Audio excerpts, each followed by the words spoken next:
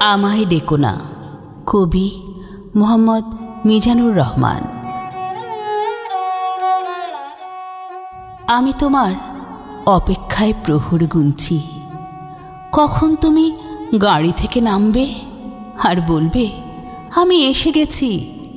তারপর কোথায় যাব আমরা? কোথায় আমাদের গন্তব্য? জানি না, তুমিই বলতে পারো। আমি তো কেবল তোমার অনুরোধ রাখতে এলাম। তুমি বললে আমায় একটু এগিয়ে নেবে। আমি বললাম হ্যাঁ, তাই তো এলাম। এখন তুমিই বলতে পারো কেন আমায় ডাকলে। আমিও জানি না ঠিক কেন এলাম, কেবল জানি তুমি ডেকেছ তাই। আচ্ছা, এরপর যদি তোমার কথা রাখতে না পারি, তুমি কি রাগ করবে? অভিমানে মুখ ঘুরিয়ে নেবে? কিন্তু আমি তো নিরুপায়। কি করব বলো? এই সমাজ, সভ্যতা, এসব থেকে কি বেরোতে পারবো?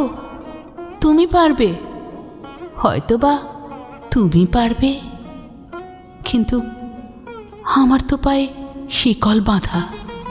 তুমি তো মুক্ত বিহঙ্গ, ছুটতে পারো ইচ্ছে মতো। সমাজ, সংস্কার, এসবে কি আসে যায় তোমার? কিন্তু আমি যে বন্দি দায়িত্বের পরাকাষ্ঠায়। আমার যে মুক্তি নেই, মুক্তি চাইও না আমি। আমার শেকড়, আমার অস্তিত্ব, আমার অহংকার, আমি এদের আঁকড়ে ধরেই বাঁচতে চাই।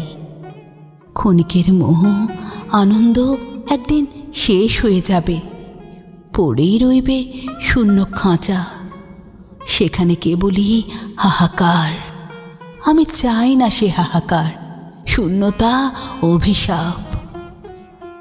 আমি আমার শেকড়ের সাথেই থাকতে চাই।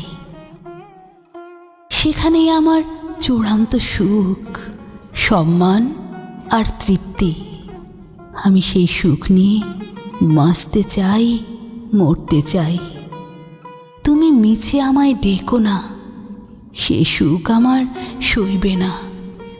ভালো থেকো, ভালো রেখো।